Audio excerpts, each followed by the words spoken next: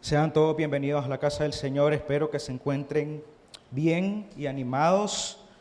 Qué gozo y privilegio es poder cantar al nombre del Señor, poder levantar nuestras manos, levantar nuestra voz a un Dios santo, santo, santo, a un Dios glorioso, misericordioso, y que nos da el privilegio de poder estar en su casa el día de hoy y poder celebrar su amor y fidelidad sobre nuestras vidas. Sean todos bienvenidos a la casa del Señor en esta mañana, y quiero compartir con ustedes la fidelidad de Dios en la vida de nuestros hermanos de Petra Matagalpa. El día de hoy Petra Matagalpa está celebrando un año más de su fidelidad y su amor, y gloria a Dios por eso, amén. Qué gozo y privilegio tenemos de poder celebrar con ellos la fidelidad de Dios, porque hemos sido testigos de la fidelidad del Señor sobre nuestras vidas, sobre su iglesia, sobre toda su iglesia alrededor del mundo.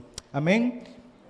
Vamos a continuar en esta serie en el libro de Hebreos, de la sombra a la realidad, por cuanto yo quiero invitarlos a ponerse de pie, amados hermanos, en esta mañana, para poder leer la palabra de Dios.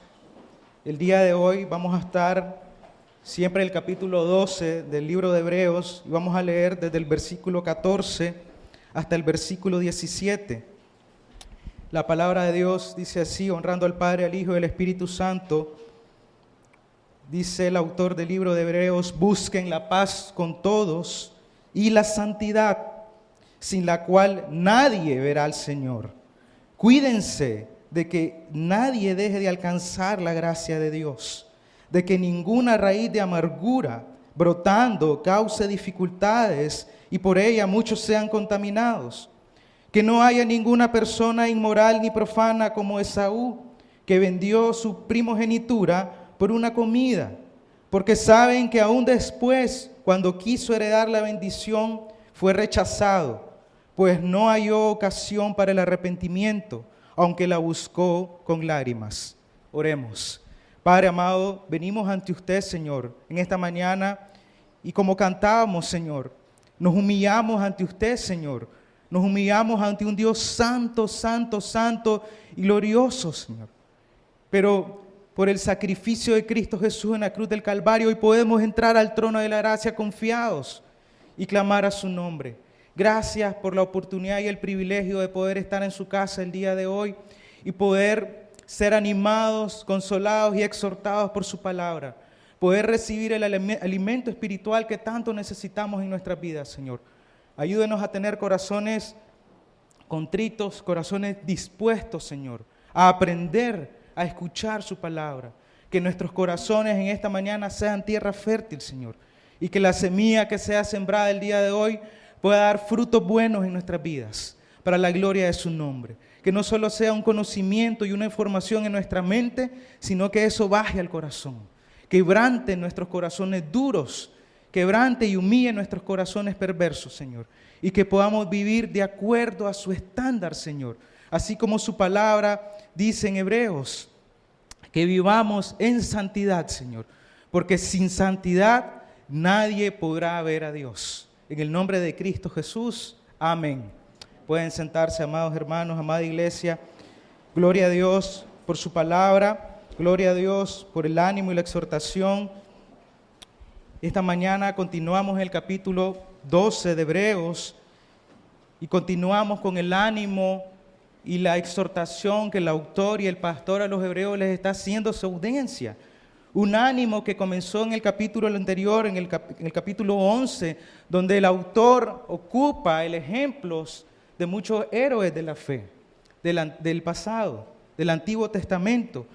Recordemos el contexto que está viviendo la iglesia en Hebreos, de persecución, de opresión, de dificultades. Muchos están dudando de su fe, muchos quieren regresar a las prácticas del Antiguo Testamento, ¿sí? Y el autor a los hebreos los está animando, recordando y dando testimonio de estos grandes hombres y héroes de la fe, para animar la fe de estas personas también, para animar la fe de estos creyentes que están siendo oprimidos por todas estas dificultades.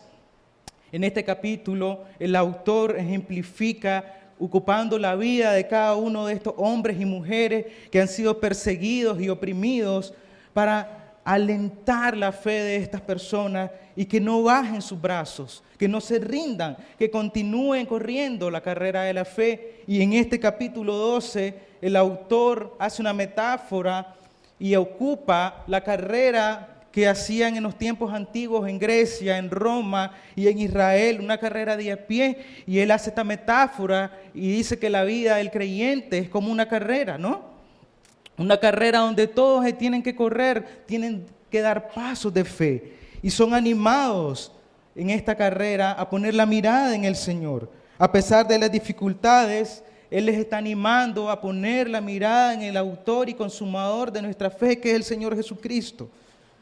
Pero también, luego de ser animados a poner en la mirada en el Señor, el autor les está diciendo que las dificultades que pueden estar pasando en ese momento son, o puede ser una disciplina de Dios, o es como una disciplina de parte del Señor. Habla del amor de Dios por medio de las dificultades. Y muchas veces es difícil y puede costarnos a cada uno de nosotros ver las dificultades, ver las circunstancias que podemos estar atravesando como el amor de Dios. Porque estamos acostumbrados y tenemos el mal entendimiento de que el amor de Dios solo es algo que nos beneficia de manera temporal en nuestras vidas. Pero el amor de Dios se expresa más allá de las cosas temporales que podemos recibir en este mundo de parte de Dios, sino que la disciplina de Dios tiene un propósito eterno para la vida del creyente. La disciplina de Dios tiene un propósito que no podemos ver muchas veces. Y por eso nuestros corazones pueden perturbarse y cargarse. Por supuesto, esta disciplina tiene un propósito eterno, tanto para nosotros como en ese tiempo para los creyentes de ese momento. Y por eso el autor le está diciendo, no se cansen, no se rindan, no bajen sus brazos, animen su cuerpo, sus rodillas, sus brazos, no dejen que su cuerpo recaiga. Anímense en el Señor, que este proceso de dificultad y circunstancias difíciles es para un propósito eterno, es con un propósito eterno para el corazón. Aunque nosotros no podamos verlo en este momento, Dios sí puede verlo. Dios sí tiene conciencia de eso. Dios sí puede y conoce cada circunstancia de la vida de los creyentes. Y ese es el ejemplo que está haciendo el autor de los hebreos con esta carrera de la fe. Está animando al creyente a poner la mirada en el Señor. Dice el versículo 2 del capítulo 12, puestos los ojos en Jesús, el autor y consumador de la fe, está animando a su audiencia a considerar lo que el Señor Jesucristo pasó y sufrió en la cruz del Calvario. A recordar eso en nuestra mente y en nuestro corazón, porque somos fácil para olvidarlo. Y luego, con un corazón de pastor, anima a su audiencia a recordar el amor de Dios y habla con un corazón de amor hacia sus hijos. Y les recuerda la palabra de los autores del Antiguo Testamento, donde dice, hijo mío, no tengas en poco la disciplina del Señor. Por eso, esto debe ser un gran consuelo para nuestros corazones el día de hoy. Debe ser de gran estímulo también para nuestras vidas y nuestros corazones, para mantenernos firmes y perseverar en medio de la dificultad que pudiéramos estar atravesando el día de hoy. Esto debe ser un consuelo para tu corazón, para mi corazón, por cualquier dificultad que pudiéramos estar pasando. Si regresamos a los textos que acabamos de leer en el versículo 14, el pastor a los hebreos nos deja en claro que la carrera del cristiano no es una carrera en solitario, amados hermanos.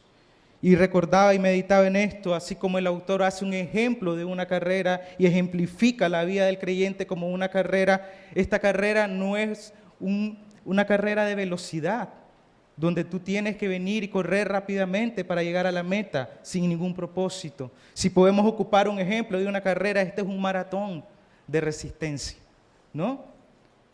Es un maratón donde nos llama a perseverar, a resistir a las dificultades. Y eso es lo que el autor está ejemplificando en estos textos. No es una carrera en solitario, hermanos. Por eso él dice, busquen la paz con todos. Exhorta a su audiencia a buscar la unidad y la edificación mutua en la iglesia.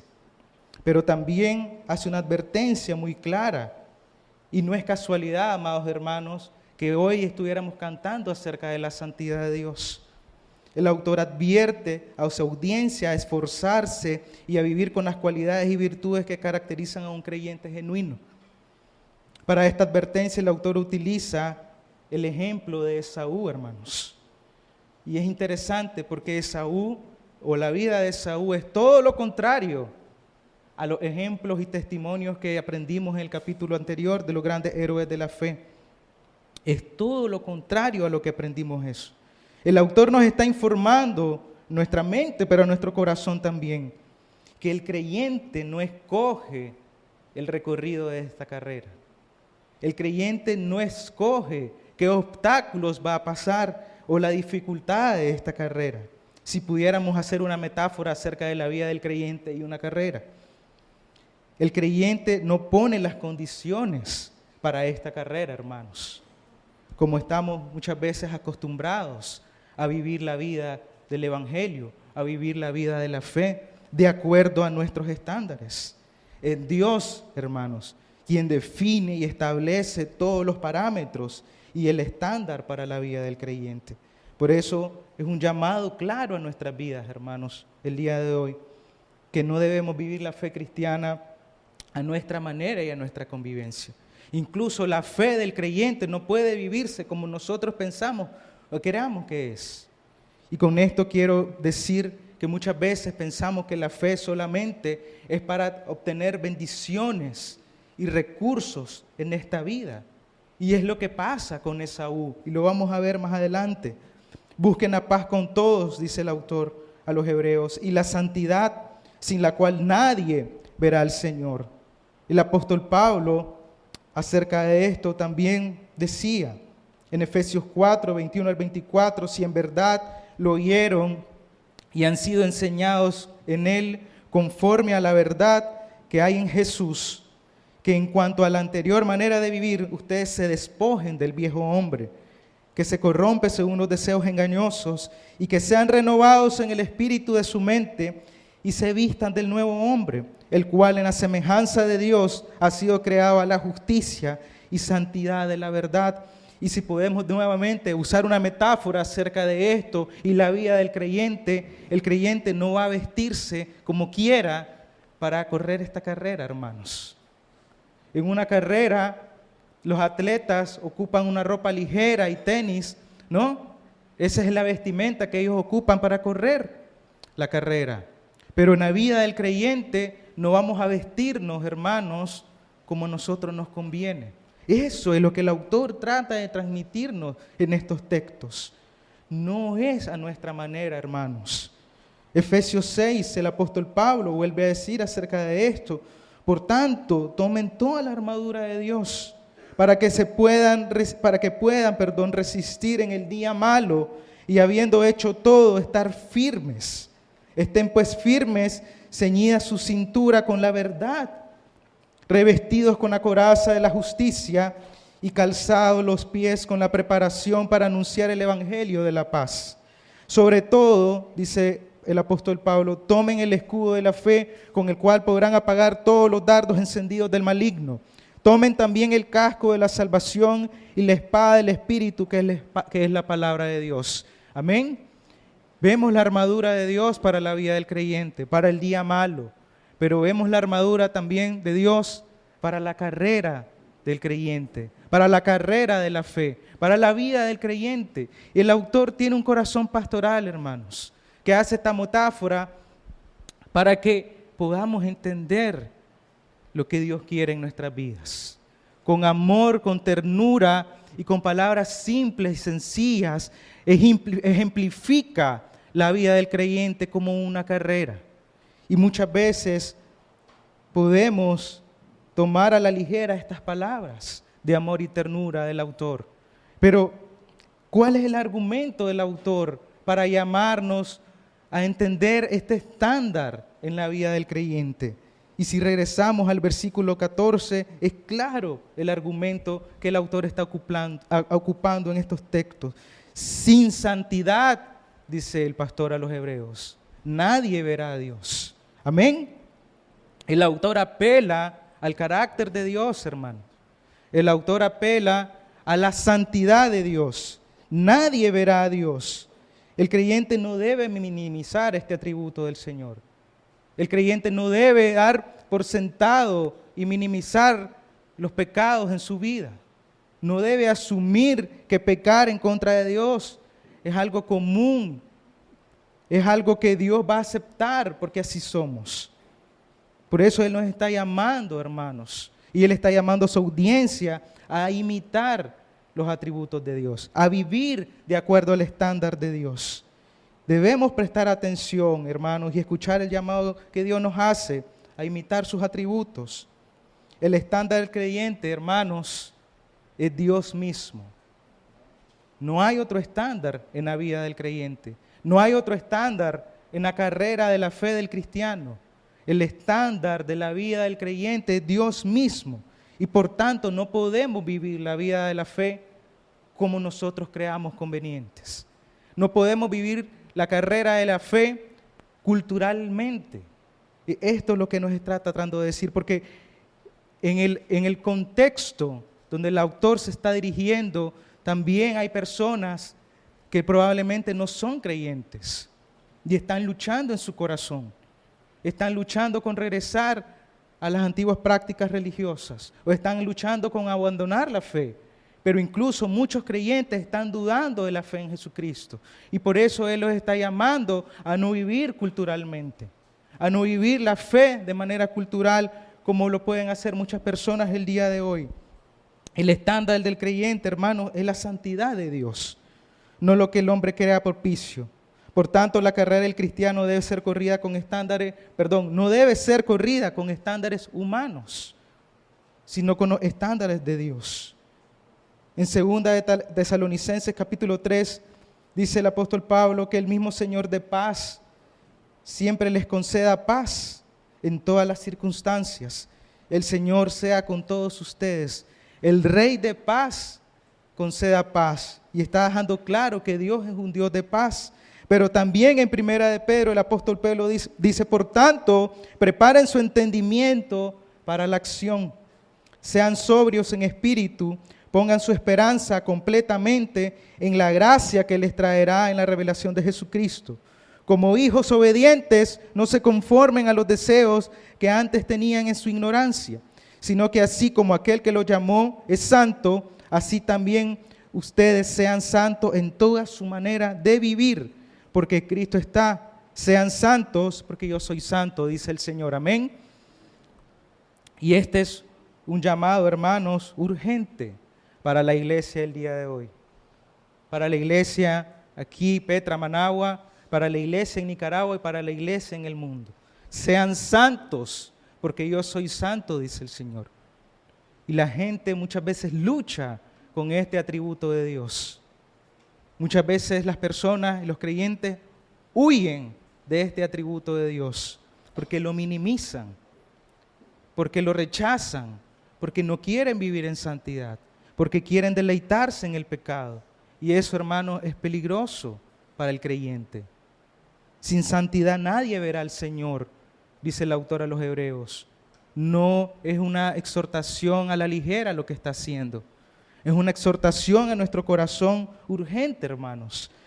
Por eso es necesario que nos esforcemos, que busquemos, dice el autor a los Hebreos, la paz y la santidad, porque nadie verá al Señor sin ella. Amén. Y este buscar y esforzarse requiere que tú y yo hagamos y tomemos acción, como decía el apóstol Pedro. Que nosotros nos esforcemos y busquemos la paz y la santidad. Y muchas veces, para tomar decisiones, necesitamos, y hemos expresado tal vez decir o necesitar tener paz en nuestro corazón para entender que es algo de Dios. Pero lo que el autor está haciendo en estos textos es llamar a la unidad, a la armonía y a la edificación mutua. Es decir, que debemos negarnos a nosotros mismos. Esa paz que está hablando el autor en los Hebreos es la paz y el llamado a practicar el perdón y ponernos de acuerdo entre todos en la iglesia. Romanos 14, 19 dice el apóstol Pablo, así que procuremos lo que contribuye a la paz y a la edificación mutua. Es un llamado a los miembros de la iglesia a ponerse de acuerdo unos con otros. Y hermanos, muchas veces he escuchado de muchas personas decir que no se congregan en una iglesia y no van a la iglesia porque hay muchos hipócritas. Porque hay mucha gente hipócrita, dice la gente de afuera, ¿no? Que dicen ser creyentes, no van a la iglesia porque hay mucha gente hipócrita, hay mucha gente mala.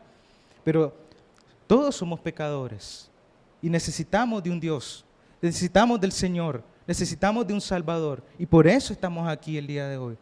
Y somos personas con corazones que pecan. Y cuando las personas tienen un corazón que peca, hay fricción. Amén. Y cuando hay fricción, hay diferencias, hay luchas. ¿Sí? Eso es una realidad de la iglesia. No podemos omitir o querer tapar esta realidad de los corazones de los creyentes. Pero también es una realidad que debemos buscar la santidad de Dios, que debemos buscar la unidad y la armonía en la iglesia. No podemos, hermanos, hacernos de la vista gorda, como se dice coloquialmente, y pensar que no puede haber fricción en la iglesia, entre hermanos. Por eso el autor está llamando a buscar la paz, a buscar la unidad y la armonía. Pero y esto implica, hermanos, que debemos negar nuestros propios corazones, que debemos morir a nosotros mismos, que debemos negarnos a nosotros mismos. Somos llamados a buscar la paz, dice el autor, no solamente a esperar que Dios nos dé paz en las circunstancias. Amén. Somos llamados a buscar la paz, no solamente a esperar la paz que Dios nos da. Eso es lo que está haciendo el autor acá. Está llamando a negarnos a nosotros mismos. Filipenses capítulo 2, versículo 1 al 4 dice, porque si hay algún estímulo en Cristo, si hay algún consuelo de amor, si hay alguna comunión del Espíritu, si hay algún afecto y compasión, hagan completo mi gozo, siendo del mismo sentir, conservando el mismo amor, unidos en espíritu, dice, dedicados a un mismo propósito. No hagan nada por egoísmo o por vanagloria, sino que con actitud humilde cada uno de ustedes considere al otro como más importante que a sí mismo, no buscando cada uno sus propios intereses, sino más bien los intereses de los demás. Amén. Y este es un llamado que el apóstol Pablo está haciendo en el libro de Filipenses a la unidad y a la armonía también. Y es el mismo llamado que el autor de los Hebreos está haciendo en los textos que estamos estudiando el día de hoy. Un llamado a negarnos a nosotros mismos. Y más adelante, en el mismo libro de Filipenses, hay una situación de discordia y fricción entre dos mujeres que servían junto al apóstol Pablo, y muchos de ustedes podrán conocer esta historia de Evodia y Síntique. Dos mujeres que estaban teniendo fricción en el servicio del ministerio. Pero el apóstol Pablo las llama a ponerse de acuerdo, a dejar esta fricción, a dejar de lado la discordia que tenían ellas dos. Por eso el apóstol Pablo en estos textos habla y dice, hagan completo mi gozo siendo del mismo sentir, poniéndose de acuerdo en unidad.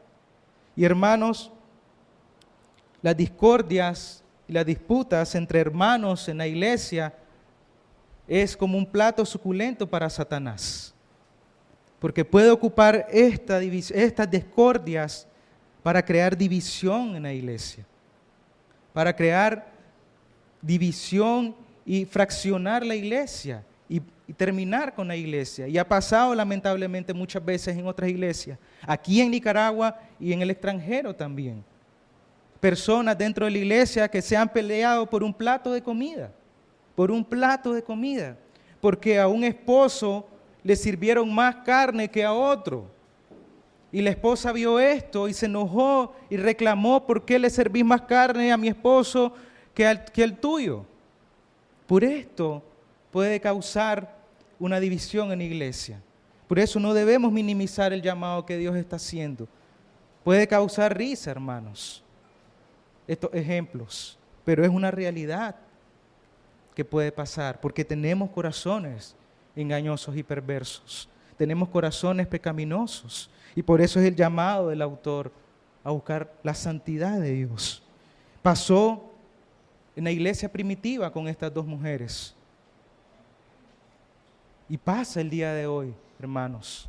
No minimicemos el pecado. No minimicemos la santidad de Dios. Pero buscar la paz también implica, hermanos, no comprometer la gloria de Dios, ni robarle la gloria de Dios.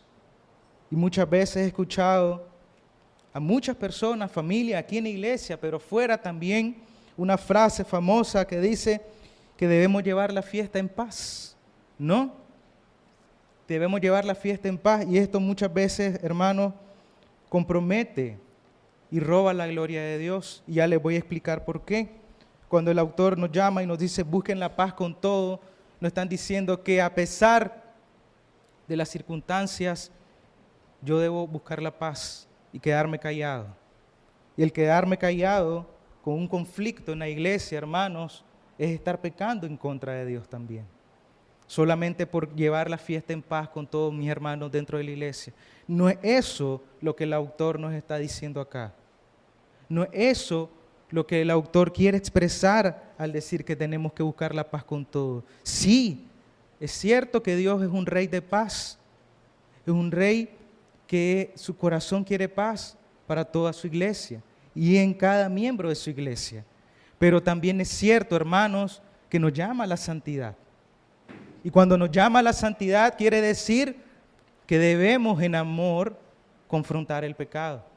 Primero en nuestros corazones, pero también en nuestros hermanos de la iglesia. Y por eso en el versículo 15 dice, cuídense de que nadie deje alcanzar la gracia de Dios, y habla acerca de la raíz de amargura. Y más adelante vamos a hablar de eso. No podemos llevar la fiesta en paz con todos y comprometer la gloria de Dios. No podemos llevar la fiesta en paz en el matrimonio solamente para no estar peleando con nuestros cónyuges. ¿Sí? Porque estamos sacrificando la gloria de Dios. Y es eso lo que el autor nos está llamando acá. Cuidado, hermanos, con querer comprometer la gloria de Dios con este llamado. No entendamos mal eso, pero también es un llamado a la santidad. Por eso somos llamados a tener pureza de corazón. Sin santidad nadie verá al Señor. No debemos tener ningún tipo de relación con el pecado. Como creyentes debemos ser radicales con el pecado. Y es una oración, hermanos, que hace el salmista en el Salmo 86:11. Enséñame tus caminos, oh Señor, para que viva de acuerdo con tu verdad. Concédeme pureza de corazón, dice el salmista, para que te honre. Debe ser una oración constante en la vida del creyente. Pedirle al Señor por santidad y pureza de corazón. ¿Cuántas veces, hermano, tú has pedido por pureza en tu corazón para honrar y glorificar a Dios? ¿Cuántas veces tú has venido ante el Señor y te has presentado de forma indigna al Señor, con un corazón malvado y cargado de pecado? Concédeme pureza de corazón, dice el Salmo 86, para que te honre. Guía mis pasos conforme a tu palabra, dice el Salmo 119, para no hacer el mal. Bienaventurados los limpios de corazón, decía el Señor Jesucristo en el Sermón del Monte, pues ellos verán a Dios. Bienaventurados los de corazón puro, pues ellos verán a Dios. Y es lo que el autor a los Hebreos nos está diciendo acá: sin santidad nadie verá al Señor. Nadie verá al Señor. Es un argumento muy fuerte lo que el autor está ocupando en estos textos. Y el llamado del autor va incrementando en intensidad, porque primero llama a poner la mirada en el Señor, consuela el corazón de su audiencia, les anima a levantar sus manos y aliviar sus rodillas cansadas. Pero luego, y no es una casualidad, que el autor hable de la santidad de Dios, porque el corazón humano es perverso, hermanos. El corazón humano, cuando es consolado, puede llegar a la perversidad. Y el autor es muy intencional en estos textos. nos llama a ser santos. Su iglesia debe ser santa, hermanos. El Señor Jesucristo entregó su vida para presentar a su iglesia pura y santa ante el Señor. Y su iglesia somos todos nosotros. Amén. Tú eres parte de la iglesia del Señor. Cada uno de nosotros acá somos parte de la iglesia del Señor. Por eso debemos vivir en santidad. La iglesia no es el edificio, la iglesia no es el hermano que está al lado. Eres tú, soy yo la iglesia. Somos todos los que componemos la iglesia. Y ese es el llamado a todos nosotros, a vivir en santidad y no minimizar este atributo de Dios. Nos gusta llenar nuestra mente de información, de conceptos, de la teología, pero cuando venimos a vivir y practicar y tener una teología práctica en nuestra vida, nos cuesta, hermanos. Luchamos en nuestro corazón, luchamos con lo que Dios nos da en nuestra vida, luchamos con la provisión de Dios, luchamos con ser agradecidos con lo que Dios nos da, luchamos con ser agradecidos con la iglesia del Señor. Cuando nos preguntan, hermanos, ¿por qué estás agradecido el día de hoy en un grupo pequeño? Cuesta responder esta pregunta, porque rápidamente asociamos las bendiciones de Dios con las cosas materiales y muy pocas veces agradecemos por la iglesia de Dios. Muy pocas veces agradecemos por la palabra de Dios. Si yo te preguntara en esta mañana, ¿por qué estás agradecido con Dios? ¿Qué contestaría tu corazón? ¿Estás agradecido con la iglesia del Señor? ¿Estás agradecido con tu grupo pequeño? ¿Con cada uno de tus hermanos de grupo pequeño? ¿Estás agradecido con tu líder de grupo pequeño? ¿Le das gracias a Dios por tu líder de grupo pequeño? Aunque falle, aunque peque, ¿estás agradecido con el liderazgo de la iglesia? ¿Estás agradecido con cada uno de los predicadores que se suben a este púlpito a predicar la palabra de Dios fielmente domingo a domingo? ¿O solo has pensado en tu corazón, es que me gusta más este como predica y me gusta más el otro como predica? Cuidado, hermanos, con rechazar lo que Dios te está dando. Y esa es la advertencia en el punto número 2. Cuídate de no despreciar y rechazar la gracia de Dios sobre tu vida. Debemos tener en alta estima la gracia de Dios sobre nuestras vidas. Todo lo que tenemos es por gracia, hermanos. Todo lo que tú tienes es por gracia de Dios. La iglesia es por gracia de Dios. Amén. No te escucho agradecido el día de hoy. Todo lo que tú tienes en tu vida es por la gracia de Dios. Cuídense de que nadie deje de alcanzar la gracia de Dios, dice el versículo 15. Cuídense, es un llamado a correr la carrera en unidad, en cuidar nuestros corazones unos a otros, en la iglesia, en el grupo pequeño. Para eso son los grupos pequeños, para tener esos tiempos de comunión, de cuidado, de confesión. Por eso me cuesta entender en mi mente cuando las personas, uno, no quieren venir a la iglesia y están bien desde una computadora, y dos, cuando no quieren asistir a los grupos pequeños. Es un rechazo a la gracia de Dios. Es un rechazo a la misericordia de Dios. Cuídense de que nadie deje de alcanzar la gracia de Dios. Pregúntale a tu hermano, ¿por qué no llegó al grupo pequeño? Pregúntale a tu hermano, ¿por qué no vino el domingo a la iglesia? Pregúntale a tu hermano, ¿por qué lleva un mes sin venir a la iglesia? Y a veces simplemente, no sé. Eso es tener en baja estima la gracia de Dios. Porque no estás agradecido y no estamos agradecidos con lo que Dios nos ha dado. Siempre anhelamos, lamentablemente por la perversidad del corazón, las cosas del vecino, por llamarlo de alguna manera. Y estamos viviendo bajo una gracia muy barata. muy desechable. El autor y teólogo Dietrich Bonhoeffer hablaba acerca de la gracia de Dios. Y es interesante una reflexión que él hacía acerca de esto.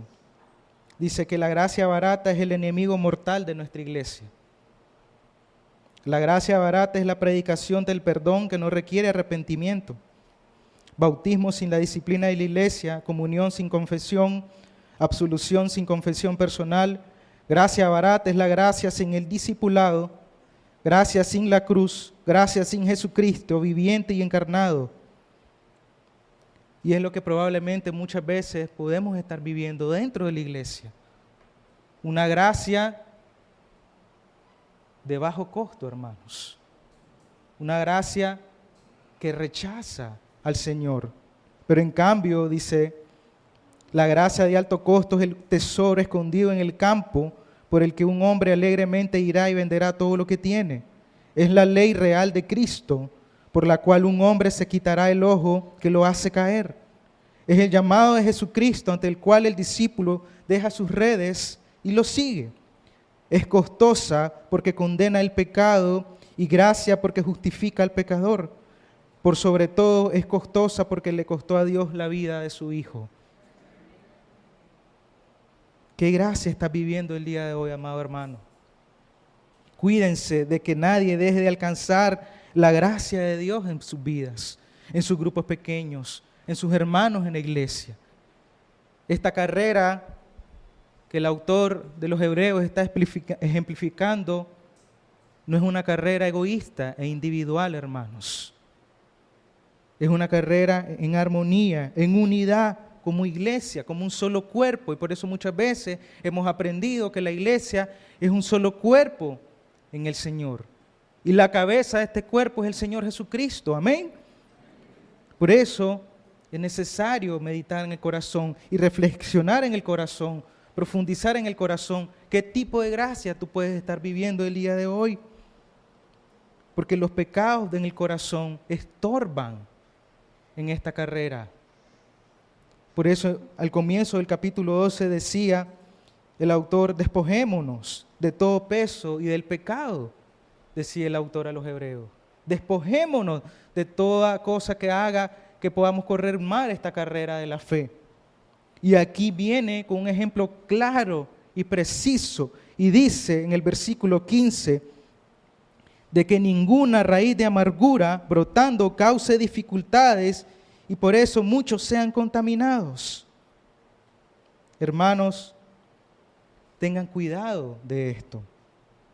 Es necesario reconocer tu insuficiencia y necesidad de Cristo. Eso es lo que hace la gracia de Dios. La gracia de Dios no solo son bendiciones materiales en la vida del creyente, sino es tener un correcto entendimiento, una teología correcta en la mente y en el corazón, para vivir una teología práctica correcta que honre y glorifique a Dios. Amén. Es tener un discernimiento de lo que Dios quiere para tu vida. ¿Cómo? Me han preguntado muchas veces, ¿puedo tener discernimiento para elegir y diferenciar lo bueno de lo correcto? ¿Cómo un creyente puede hacer una diferenciación entre lo bueno y lo correcto? Porque puede ser bueno para tu vida, pero no puede ser de bendición para tu vida. Puede ser bueno para tu vida, pero no puede ser de bendición para la vida de tus hermanos. Entonces, ¿cómo podemos diferenciar lo bueno de lo correcto? Por discernimiento. ¿Y cómo tenemos discernimiento? Por el Espíritu Santo, hermanos. Solo el Espíritu Santo puede dar discernimiento a la vida del creyente. ¿Y cómo podemos escuchar la voz de Dios? Pasando tiempo en comunión con Él, pasando tiempo orando a Él, reconociendo nuestra insuficiencia y necesidad de Cristo en todas las áreas de nuestra vida. Por tanto, es necesario, hermano, cuidar tu corazón y examinarlo de pecados ocultos, porque esos pecados ocultos en tu corazón pueden estar estorbando para escuchar la voz de Dios. Pueden estar estorbando para vivir la vida que Dios le agrada en la fe.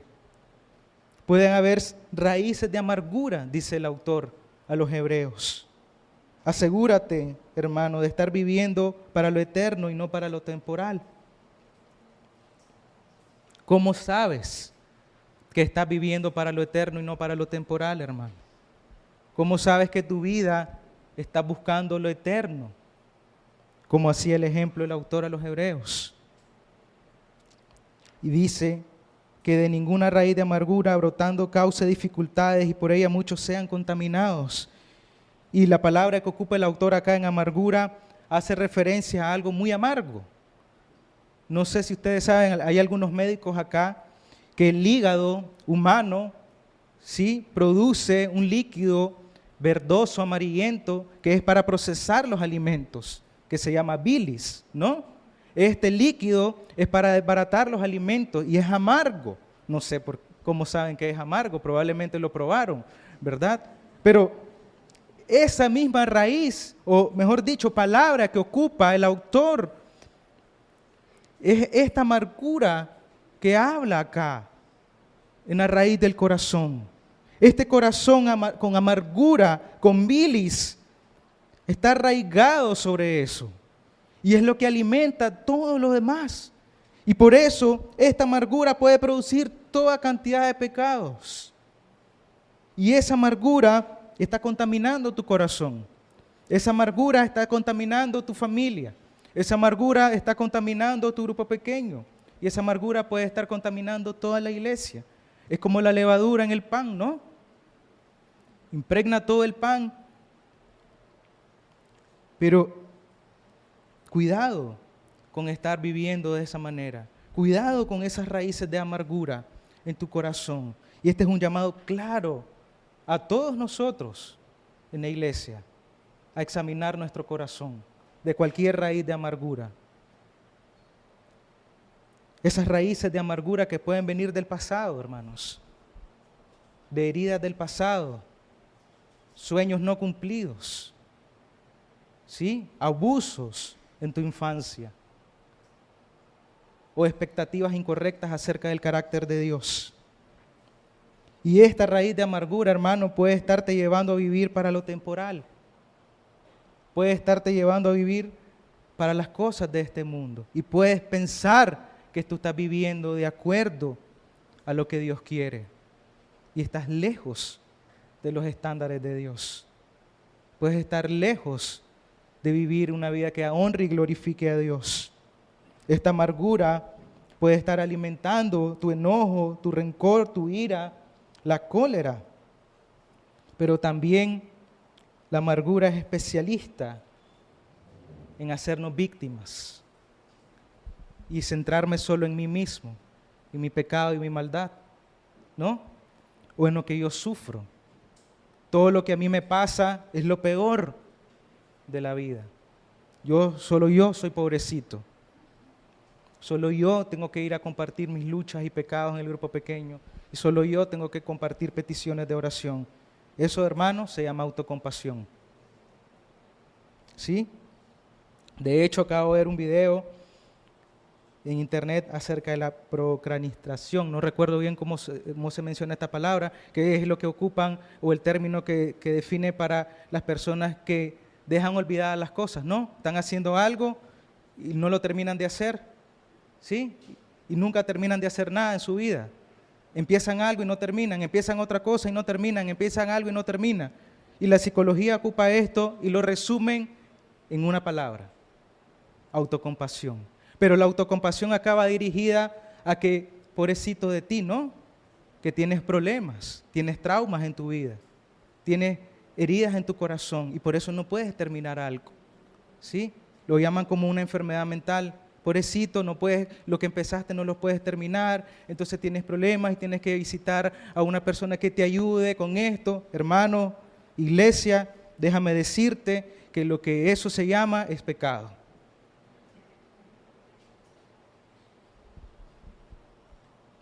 Es autocompasión. Si tú eres de los que empieza algo y no lo termina, hay maldad en el corazón. No es algo psicológico de la mente. Se llama desorden, ¿sí? Se llama ansiedad, se llama miedo en el corazón. Y como creyentes somos llamados a despojarnos de todas esas cosas, a quitar la raíz de amargura del corazón. que está alimentando todo eso. Que está alimentando todo eso y que probablemente está dañando a la iglesia. Y está haciendo que vivas en pecado en contra de Dios. Que ofendas a un Dios santo. Pero Dios es fiel y justo, hermanos. Y dice el Señor que si usted confiesa sus pecados, Él es fiel y justo para perdonarlos. Pero tenemos que actuar rápido en esta carrera de la fe. No podemos vivir de acuerdo a nuestros estándares. No podemos vivir la vida del creyente con amargura en el corazón. Estás pecando en contra de Dios. Son ejemplos muy prácticos lo que el autor de los Hebreos nos está diseñando acá. El ejemplo de Esaú ejemplifica, valga la redundancia, a todos los que pecan en contra de Dios, hermanos, de forma voluntaria y deliberante. No sabemos qué había en el corazón de Esaú, ¿no? Porque él rechazó las bendiciones de Dios. Rechazó lo eterno por lo temporal. Y hay muchas personas, hermanos, que quieren las bendiciones de Dios, pero no quieren a Dios. Se lamentan de su pecado, pero no hay arrepentimiento. Eso se llama remordimiento de conciencia. ¿Sí? Y es lo que el autor está enseñando acá. Que no haya ninguna persona inmoral ni profana como Esaú, dice. Y si nos vamos a Génesis 25, solo quiero leer rápidamente. Génesis 25 encontramos la historia de Esaú. Génesis 25, 29 dice: un día cuando Jacob preparaba un potaje, Esaú vino agotado del campo. Permítanme.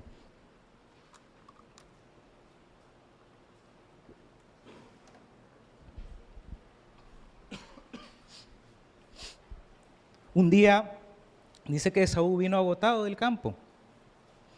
Y esto, por supuesto, físicamente, ¿no? Cansado, agotado, con hambre.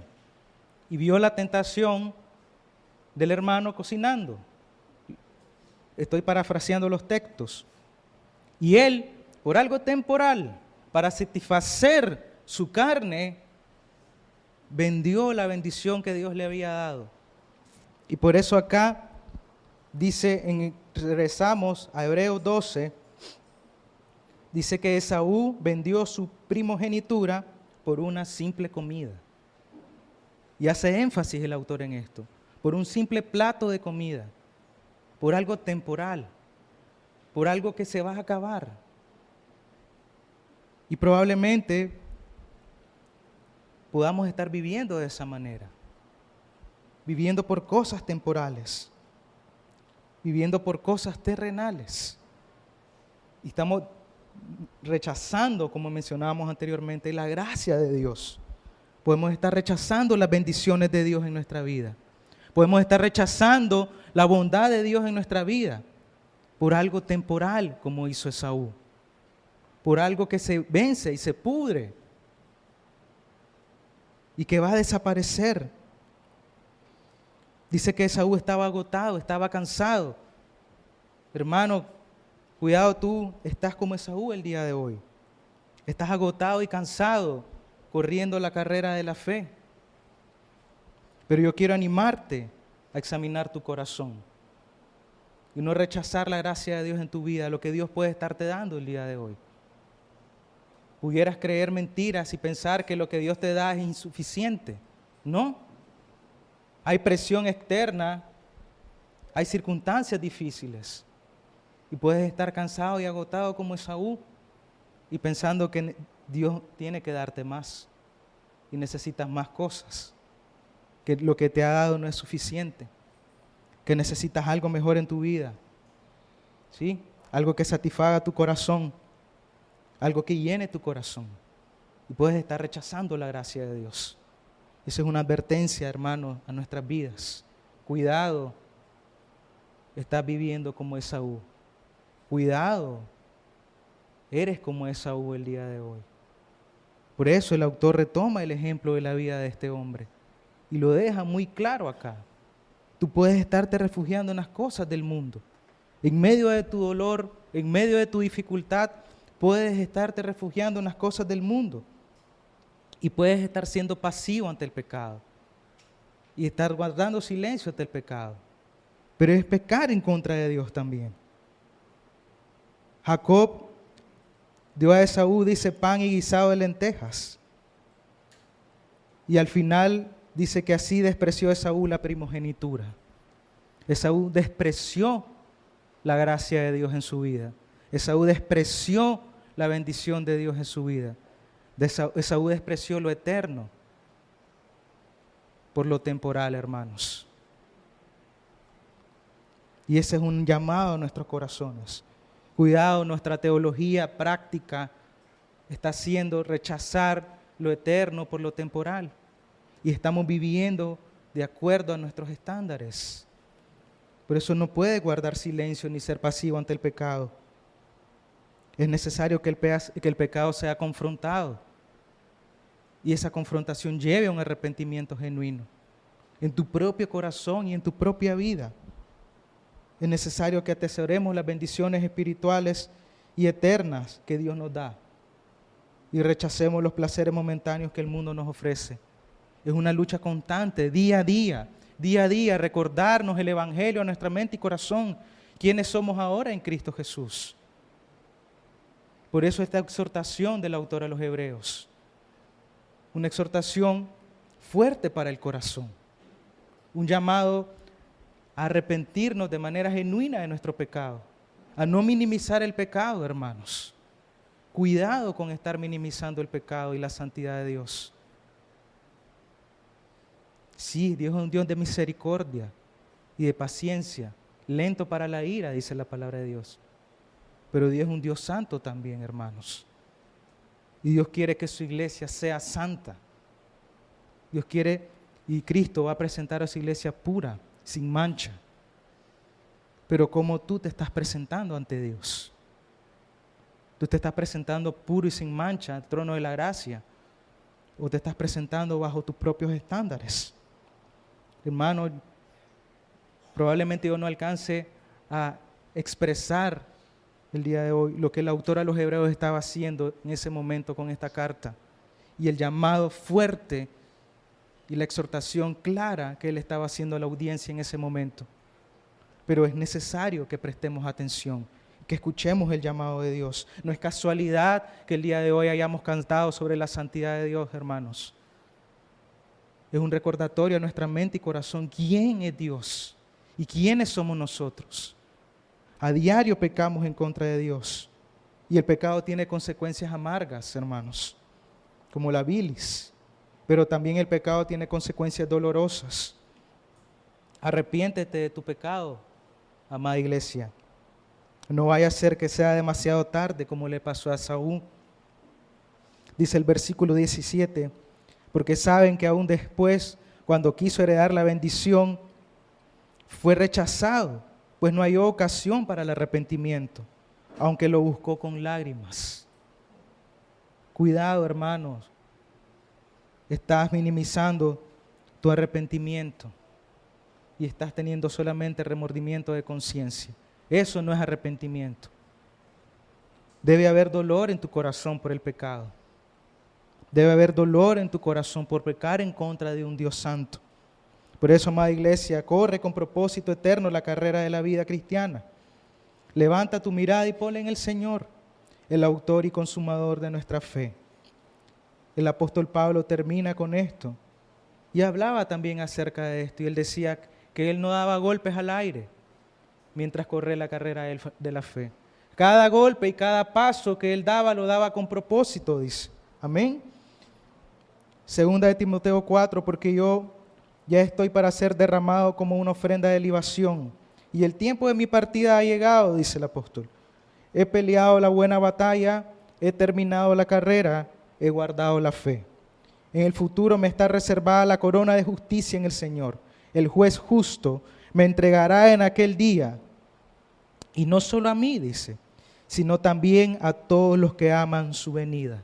Amén.